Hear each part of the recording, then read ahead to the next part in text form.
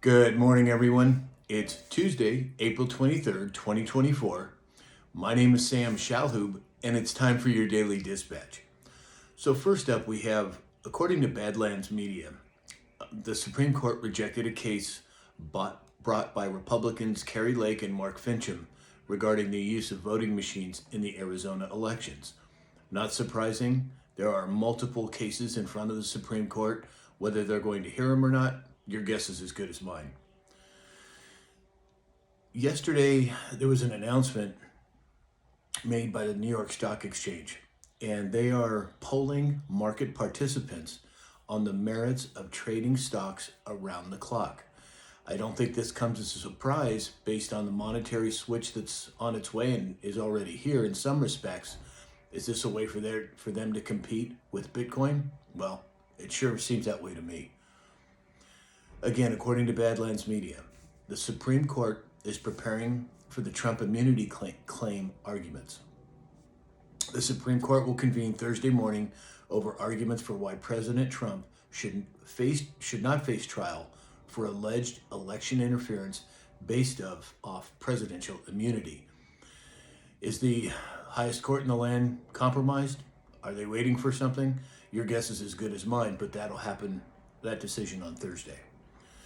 According to Watcher Guru, Russia and China have almost completely stopped using the US dollar for mutual trade. This is according to their foreign minister. And then right under that post, Elon Musk posted, this will happen more and more.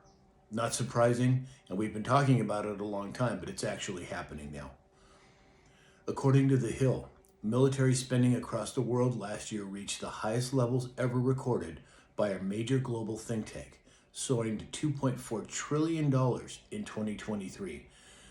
Sure seems like they're getting ready for something, doesn't it? Yesterday, firefighters were battling a massive fire that reportedly broke out at a warehouse data center in Sterling, Virginia. More attacks, more destruction? Sure looks that way to me. And then lastly today, I want to talk a little bit about these protests that we've been seeing around the country. Now, yesterday, there were anti-Israel protests in Columbia University, NYU, UC Berkeley, Yale, MIT, and so forth. Now, there are dozens of them. Now, let's not forget a couple of weeks ago, last week, the week before, how many protests did we see blocking airports?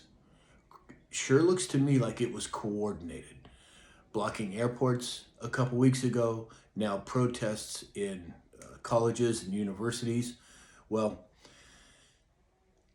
let's look back a couple of weeks, and we had the supposed Iran-Israel conflict.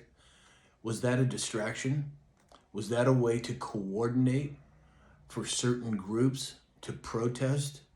Now, let's not forget what happened in the summer of 2020, the mostly peaceful protests. This seems awfully similar to me. Now, I could be wrong. I'd love to hear your opinion on it. But when you put the pieces together, the skirmish in the Middle East, protest here, coordinated protest here, there may be two specific groups that are doing this, led by people much higher. But the first group begins with the letter A and ends with the letter A. And the second group begins with the letter B and ends with the letter M. I want to be careful about what I say because I don't want this to get censored, which it may anyway. But I'd love to hear your opinion. It seems awfully coordinated to me, and it looks like it's happening at a specific point in time after this supposed huge interchange that killed, a couple of people? Now, every life that's lost is tragic, but the size of that escalation, in my estimation, would have been much greater unless it was specifically planned. So, that's just my opinion. I'd love to hear what you think about it. And that's all we have for today. Please go to samshalhoub.com if you'd like to support this channel. My Pillow is doing a special right now, buy $75 or more and get free shipping. It helps them, you get great products, and it helps me. So in the meantime, I hope that you have a great day, and we'll talk again soon.